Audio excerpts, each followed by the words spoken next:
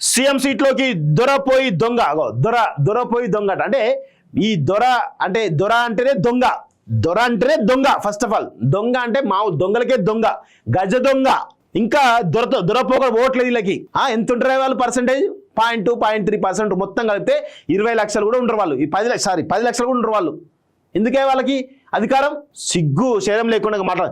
సింహాల్లా feel అవుతున్నా గ్రామ సింహాలు, భూమికి జానడు లేనాడు ఎగిరెగిరి పడదు.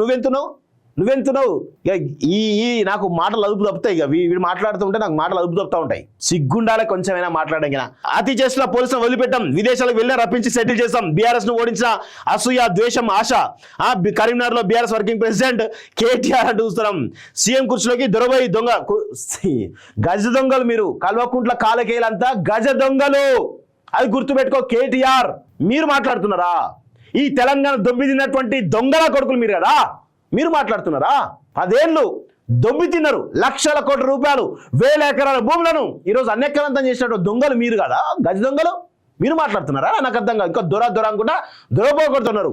ఈ తెలంగాణ సమాజం, తెలంగాణ తెచ్చిన అనే దాంట్లో, తెలంగాణ ఉద్యోగంలో ముందున్న దాంట్లో కేసీఆర్కు పట్టం కట్టిరు. అది గుర్తుపెట్టుకో. ఇంకా గుర్తుపెట్టుకోకుండా ఇష్టం వచ్చినట్టు మాట్లాడుతూ ఉన్నా అంటే ఖచ్చితంగా తెలంగాణ సమాజం మిమ్మల్ని పాతర పెడతారనే విషయంలో గుర్తుపెట్టుకోవాలి.